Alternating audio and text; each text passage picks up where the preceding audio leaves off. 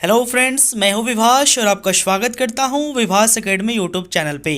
साथियों, इस क्लास में हम पर्यावरण और हम कक्षा 3 एससीईआरटी के सभी महत्वपूर्ण फैक्ट को देखेंगे। और साथियों, इस एक वीडियो में ही हमारा क्लास 3 ईवीएस कंप्लीट हो जाएगा। तो साथियों, इस वीडियो को देखने के बाद जो है आपको कहीं और से पढ़ने की ज़रूरत नहीं पड़ेगी क्लास 3 ईवीएस को, या इस किताब को पढ़ने की बिल्कुल भी ज़रूरत नहीं पड़ेगी, क्योंकि साथियों मैंने इस किताब से एक एक इम्पॉर्टेंट पॉइंट को इस नोट्स में कवर किया है। और इस वीडियो को देख लीजिएगा सिर्फ साथियों, तो आपका पूरा किताब कंप्लीट हो जाएगा। और साथियों, वीडियो देखने के बाद आपको पसंद आए तो लाइक ज़रूर कीजिएगा। साथ ही साथ अपने सभी नियोजित शिक्षक भाई बहनों के पास इसको शेयर ज़रूर कीजिएगा, क्योंकि सक्षमता परीक्षा के लिए 3, 4, 5 की ईवीएस बहुत ज़्यादा इंपॉर्टेंट है। ऑलरेडी मैंने 5 की ईवीएस की प्लेलिस्ट मैंने बना दी है, ये 3 की है। और एक वीडियो में साथियों पूरा 3 का ईवीएस कंप्लीट। दूसरा, कहीं जाने का जरूरत नहीं, 1 से 20 तक का चैप्टर एक वीडियो में कंप्लीट हो जाएगा साथियों। चलिए तो ध्यान से देखिएगा। हमारा पहला जो चैप्टर है साथियों वो है चाचा की शादी। तो साथियों, चाचा की शादी से जो है कोई ज़्यादा फैक्ट नहीं निकल के आ रहा है। देखिए, जिससे जितना फैक्ट निकला है मैंने सारा कवर किया, एक भी नहीं छोड़ा है साथियों। तो देखिए, चाचा की शादी, जिसके नाना को क्या कहते हैं, तो माँ के नाना किसको कहते हैं साथियों, माँ के पिता को। और माँ को नानी, माँ के भाई को मामा, पिता के भाई को चाचा। इतना ही अधिक फैक्ट निकल के आ रहा है, इससे ज़्यादा इसमें कुछ है नहीं चाचा की शादी में। दूसरा आ रहा है साथियों पार्ट 2, हमारा परिवार। तो हमारा परिवार से कुछ 2 फैक्ट निकल के आ रहे हैं साथियों। जैसे कि हम लोग बात कर रहे हैं एकल परिवार की। तो देखिए, एकल परिवार किसे कहते हैं, वैसा परिवार जिसमें माता पिता और इनके बच्चे रहते हों, इसे एकल परिवार कहते हैं। ठीक है, सिर्फ माता पिता और इनके बच्चे, तभी जाके ये एकल परिवार होगा। अब साथियों निकल के आ रहा है दूसरा फैक्ट, संयुक्त परिवार। तो वैसा परिवार जिसमें दादा दादी, चाचा चाची, माता पिता, चचेरे भाई बहन, फूआ जिनकी शादी अभी नहीं हुई है, वो लोग सभी लोग एक साथ रहते हैं, इसे संयुक्त परिवार कहते हैं साथियों।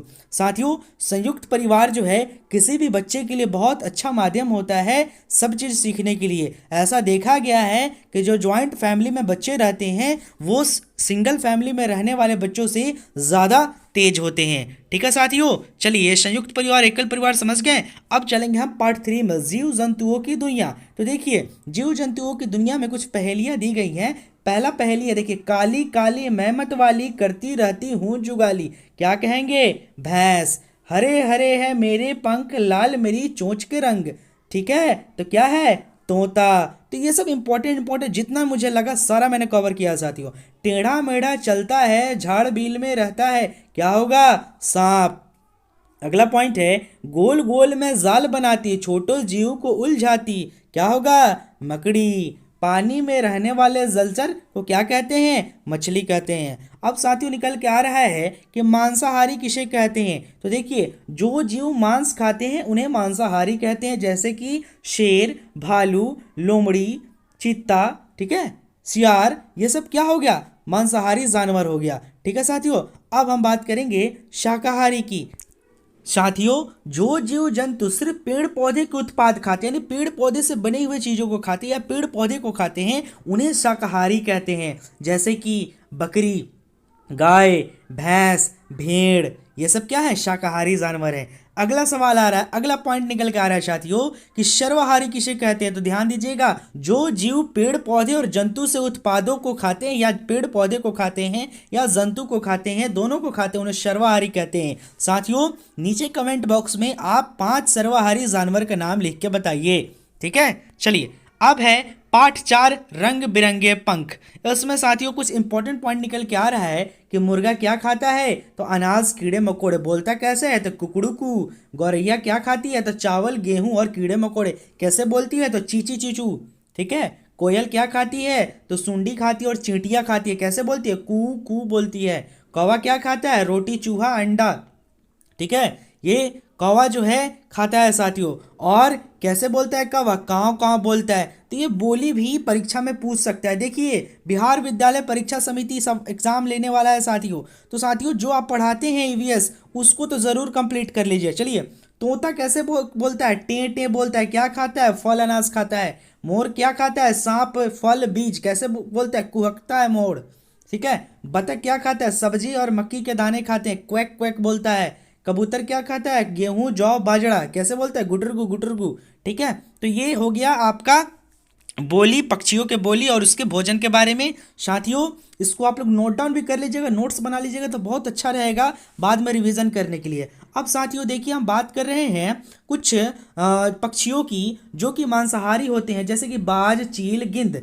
इनकी जो चोंच होती है साथियों, ये छोटी और हुक की तरह मुड़ी होती है। ध्यान दीजिए, इनकी चोंच कैसी होती है साथियों? छोटी होती है और हुक की तरह मुड़ी होती है, ताकि ये मरे हुए जानवरों को चीर फाड़ करके खा सके। ठीक है साथियों, अब बात करेंगे हम तोते के बारे में। तो साथियों तोते का जो चोंच होता है ये घुमावदार होता है, क्योंकि ये फल को कुतरने में मदद करता है और फल को ये कुतर कुतर के खाता है साथियों। अगला पॉइंट निकल के आ रहा है साथियों कि कबूतर गौरैया का चोंच छोटा हो और मजबूत होता है। तो परीक्षा में पूछ देगा कबूतर और गौरैया का चोंच कैसा होता है? तो चोंच जो होता है उसका छोटा और मजबूत होता है साथियों। नेक्स्ट पॉइंट निकल के आ रहा है, कीचड़ से कीड़े या मछली पकड़ने वाले पक्षियों के चोंच जो होते हैं हमेशा लंबी, पतली और सुई जैसी होती है, ताकि उनको कीचड़ में से पकड़ना होता है। ठीक है, जैसे फ्लेमिंगो की फोटो यहाँ पे आप देख सकते हैं। ठीक है, चलिए अगला पॉइंट निकल के आ रहा है साथियों, कुछ पक्षी अपने चोंच से भोजन को क्या करते हैं? कीचड़ में से छान लेते हैं और छान के क्या करते हैं? उनके चोंच में छेद होता है, वहां से सारा कीचड़ बह जाता है और भोजन जो है रह जाता है, जैसे कि बतख और फ्लेमिंगो। ठीक है, अब आ रहा है पाठ 5। पाठ 5 में साथियों पेड़ पौधे से दोस्ती। इसमें जो है कोई फैक्ट नहीं है परीक्षा से संबंधित, इसलिए मैंने इसको खाली छोड़ दिया है। अब चलिए बात करेंगे पाठ 6 की। पाठ 6 में है साथियों पत्ता हूं मैं हरा हरा। देखिए पूछ देगा बरगद का पत्ता कैसा होता है? तो गोल होता है। पीपल का पत्ता कैसा होता है? तो नोक वाली पत्ती होती है। अब देख सकते हैं ये है बरगद का पत्ता, ये है पीपल का पत्ता। अब साथियों हम बात करेंगे कि बरगद की शाखाएं जो होती हैं उसमें से जड़ें लटकती हैं। देखे होंगे आप साथियों, जैसे फिगर में आप देख सकते हैं ये बरगद का पेड़ है, उसमें से शाखा में से जो है वो जड़ लटक रहा होता है। जो होता है साथियों उसको क्या बोलते हैं? जड़। याद रखिएगा, बरगद के शाखाओं में से क्या लटकती है? जड़। अब 7वां नंबर चैप्टर है साथियों तरह तरह के भोजन। देखिए मकर संक्रांति हाल ही में अभी बीता है, क्या क्या खाए हैं इस दिन? दही, चूड़ा, तिलकुट, तिलवा और विशेष खाना सत्तू है मकर संक्रांति का साथियों। और ईद में क्या खाया जाता है? सेवई। क्रिसमस में केक। और भोजपुर का क्या फेमस है? बिहार का क्या फेमस है? लिट्टी चोखा। मिथिला का क्या फेमस है? दही चूड़ा। ठीक है साथियों, और तमिलनाडु, आंध्र प्रदेश, केरल का क्या फेमस है? इडली डोसा। और तमिलनाडु, आंध्र प्रदेश और केरल कहाँ के राज्य, कैसे राज्य हैं? तो ये दक्षिण के राज्य है साथियों। ठीक है, चलिए अब कमेंट बॉक्स में हमको यह भी बताइए कि उत्तर के राज्य कौन कौन से हैं। कम से कम 4 उत्तर के राज्य कमेंट बॉक्स में आप लिख के बताइए साथियों। अब है साथियों कि केरल में जो भोजन बनता है वहाँ पे अधिकतर नारियल तेल का ही इस्तेमाल किया जाता है, क्योंकि वहाँ पे नारियल का पेड़ बहुत ज़्यादा है। सब्जियों में जो है वहाँ पे हमारे यहाँ सरसों तेल का इस्तेमाल होता है, वहाँ जो होता है नारियल तेल का इस्तेमाल किया जाता है केरल में। परीक्षा में पूछ देगा कि किस जगह पे भोजन बनाने में नारियल तेल का इस्तेमाल किया जाता है? तो केरल। क्लियर हो गया साथियों। अब हम बात करेंगे साथियों कि कौन ऐसा पौधा है, कौन ऐसा पौधा है जिसका हम लोग फल खाते हैं? तो सेब, संतरा, केला, आम, इनका जो हम फल खाते हैं। फूल किसका खाते हैं? तो फूल गोभी, ब्रोकली, सूरजमुखी का। ठीक है, यहाँ पे सूरजमुखी होगा, सूरजमुखी। ठीक है, और पत्ता किसका खाते हैं? पालक का, पत्ता गोभी का, भथुआ का साग अभी ठंडा के दिन में निकल रहा है। ठीक है, जड़ किसका खाते हैं? गाजर, मूली, आलू, लहसुन। तना किसका खाते हैं? प्याज, अदरक का खाते हैं। चलिए ये तो हो गया क्लियर साथियों, इसको नोट डाउन जरूर करते चलिएगा ताकि आपका जो है नोट्स बनाने की दोबारा जरूरत नहीं पड़ी। एक बार देख लिए, नोट्स बना लिए, पूरा बुक खत्म। चलिए अब आ रहा है साथियों पाठ 8, कुछ कच्चा और कुछ पका हुआ। देखिए कच्ची खाई जाने वाली चीज़ें हैं साथियों, जैसे खीरा, चुकंदर, सेब, अंगूर। और पका करके खाई जाने वाली चीज़ें हैं चावल, या चावल होगा साथियों, रोटी, दाल, मांस। और कच्ची पक्की दोनों खा सकते हैं, गाजर, पत्ता गोभी, मूली। कच्चा भी खा सकते हैं और पक्का भी खा सकते हैं। अगला पॉइंट निकल के आ रहा है साथियों पाठ 9, पकाएंगे खाएंगे। तो आलू को कैसे खाते हैं? भूनकर, पराठा को तलकर, अंडा को उबालकर, रोटी और भुट्टा, मकई का भुट्टा जो होता है उसको सेक कर। ठीक है, तो ये हो गया। मैंने एक भी पॉइंट नहीं छोड़ा है साथियों। मैंने सोचा है कि मेरे जितने भी साथी हैं उनको किताब पढ़ने के लिए अगर समय नहीं मिल रहा है, बस मेरा वीडियो देख लीजिए, वीडियो नोट्स देख लीजिए, नोट्स बना लीजिए, किताब पढ़ने की कोई ज़रूरत नहीं है। चलिए पाठ 10 है साथियों, घर को जाने। देखिए घर के जाने के में पहला पॉइंट निकल के आ रहा है कि घर बनाने में किस किस चीज़ की जरूरत पड़ती है, तो लकड़ी, भूसा, घास, मिट्टी, ईंट, सीमेंट, पत्थर, लोहा आदि की आवश्यकता पड़ती है साथियों। और साथियों असम में जो है ज़मीन से 3 से 4 मीटर ऊंचे बांस पर जो है घर बनाया जाता है लकड़ी का, ठीक है। और मनाली में पत्थर एवं लकड़ी का घर बनाया जाता है। तो यहाँ से परीक्षा में पूछ देगा कि मनाली में कहाँ कैसा घर बनाया जाता है, तो पत्थर एवं लकड़ी का घर बनाया जाता है। लेह लद्दाख में लकड़ी के 2 मंजिले घर बनते हैं साथियों, और नीचे जो है जानवरों को रखा जाता है। और नीचे वाले मंजिला में साथियों क्या नहीं होता है, तो खिड़की नहीं होता है, ठीक है, याद रखिएगा। चलिए अब राजस्थान की बात करेंगे साथियों। तो देखिए राजस्थान का ये घर है, मिट्टी का घर होता है, उसकी छत जो होती है कटीली झाड़ियों की होती है। चलिए कश्मीर का साथियों घर है हाउस बोट और डोंगा हाउस। अब है साथियों पार्ट 11 दिवाली की तैयारी। तो यहाँ से पूछ देगा कि आपके किताब के अनुसार माँ जो है दिवाली की दीपावली की तैयारी कहानी में किसको बुलाई हैं, तो सुखदा को बुला रही हैं, ठीक है, पुकार रही हैं, ठीक है। और हम लोग क्या कर सामान को धूप में क्यों रखते हैं, तो उसकी नमी या सीलन को हटाने के लिए हम लोग किसी भी सामान को धूप में रखते हैं, ठीक है। पार्ट 12 है किस और क्या। इसमें साथियों एग्जाम से संबंधित कोई भी फैक्ट नहीं है।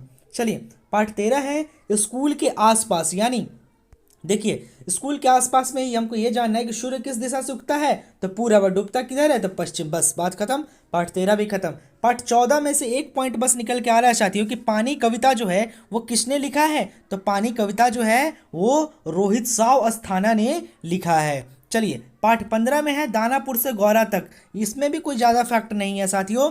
यश और आयुष का गांव किस जिला में है, पूछ देगा, तो लखीसराय जिला में है।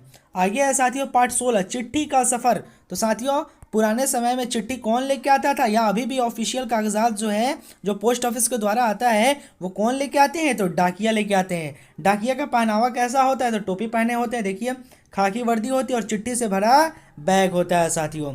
लेकिन आज के ज़माने में चिट्ठी भेजने का तरीका क्या है, ईमेल, व्हाट्सएप, टेक्स्ट मैसेज कर दिए, चिट्ठी चला गया। अब है साथियों पार्ट 17 कपड़े तरह तरह के। तो देखिए हमें कपड़े क्यों पहनना चाहिए, तो कपड़े जो है हमें गर्मी, ठंड, बरसात, धूल मिट्टी से बचाते हैं, इसलिए हमें कपड़े पहनने चाहिए, ठीक है। और गर्मियों में जो है साथियों सूती कपड़ा पहनना चाहिए, क्योंकि सूती कपड़ा ये हवादार होता है और हमारे शरीर को ठंडा रखता है, ठीक है। और गर्मी में जो है हमें सूती कपड़ा ही पहनना चाहिए। अगला पॉइंट निकल के आ रहा है साथियों कि सर्दी में हमें कैसा कपड़ा पहनना चाहिए, तो सर्दी में हमें ऊनी कपड़ा पहनना चाहिए, क्योंकि ये हमारे शरीर के गर्मी को बाहर नहीं निकलने देता है और बाहर से अंदर हवा को नहीं जाने देता है साथियों, ठीक है। चलिए पार्ट 18 है तेरी मेरी उछल कूद। तो बताइए क्रिकेट में कितने खिलाड़ी होते हैं, 11, हॉकी में 11, फुटबॉल में 11, बास्केटबॉल में 5, कबड्डी में कितने, 12 वो तो होते हैं, लेकिन 60 होते हैं कोर्ट में रहते हैं और 5 जो होते हैं रिजर्व रहते हैं, ठीक है साथियों। चलिए पार्ट 19 अब है कोशिश करके देख ले। देखिए अंधे और या दृष्टिबाधित लोग जो होते हैं वो कैसे अपने बातों को समझाते हैं, तो क्या या कैसे समझते हैं, तो किसी भी ब्रेल लिपि को छू करके या किसी चीज़ को छू करके या दूसरे के बातों को सुन करके समझते हैं, ठीक है। और लुई ब्रेल दिवस कब बनाया जाता है, पूछ देगा परीक्षा में, तो 4 जनवरी याद रखिएगा। और पूछ देगा ब्रेल लिपि कौन बनाए थे, तो लुईस ब्रेल बनाए थे। कब जन्म हुआ था लुईस ब्रेल का, 4 जनवरी 1809 को हुआ था। कहाँ हुआ था, फ्रांस में, लुई ब्रेल में। और ब्रेल लिपि में कितने बिंदु होते हैं, तो 6 बिंदु होते हैं, यही है लुईस ब्रेल, आप देख सकते हैं साथियों। तो ये इंपॉर्टेंट फैक्ट है, इसको जरूर लिख लीजिएगा साथियों। चलिए अगला पॉइंट है हमारा पार्ट 20 आओ खेले मिट्टी से। देखिए आओ खेले मिट्टी से यह हमारा आखिरी चैप्टर है।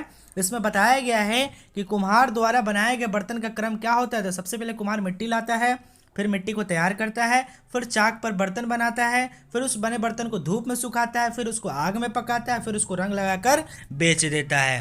तो ये हो गया सही क्रम कुम्हार द्वारा बनाए गए बर्तन का, ठीक है साथियों।